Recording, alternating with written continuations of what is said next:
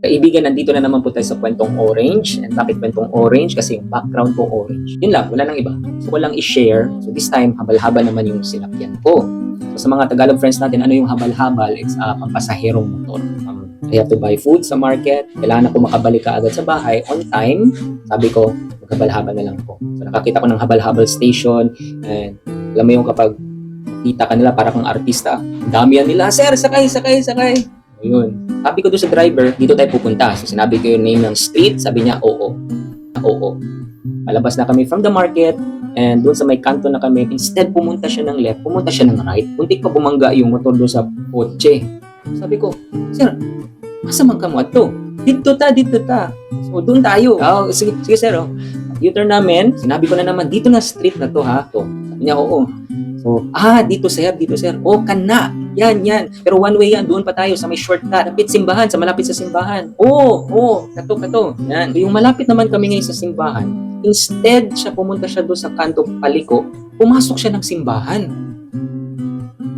Sabi ko, sir, asa man ka mo ato? Asa man taan? Manimbang man taani. So, lampas na naman kami ulit. Sabi ko, dirita. Doon ko lang na-realize na hindi talaga niya alam kung saan siya pupunta. Oo lang siya ng oo, pero hindi niya alam kung saan siya pupunta. Saka ka diha, punta ka dyan, tapos right tayo. Diyan ako bababa. So, pagbaba ko, sinabihan ko na siya, sir, ayaw yung kakadlo na musulti na ako na waka kahiba para ma-instrucante ka. Asa tamuan ito. To give him instruction. Kailangan, alam ko na hindi niya alam kung saan pupunta. Bumaba na ako, tataka ko, bakit hindi pa siya umaalis? Naka-steady lang siya, nakaupo na gano'n. Habang papalayo ko, hindi pa pala ako nagbabayad.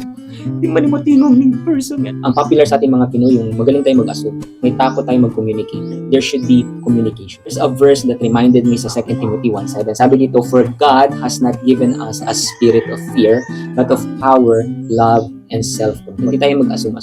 It could be sa relationship. We're not communicating kasi natatakot tayo. Communicate na, hey, may nasabi ka, nakasakit sa akin. I want to tell you na ito yung nasabi mo.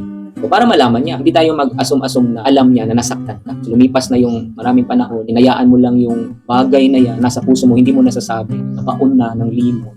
Tapos, natabunan pa ng maraming hinanakit doon sa tao na yun, hanggang biglang bulkan ka na, napuno na.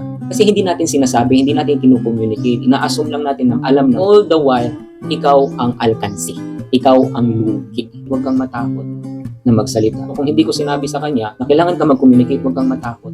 Baka gagawin din niya yan sa ibang pasahero niya. Baka kung saan-saan niya na dadalhin yung pasahero.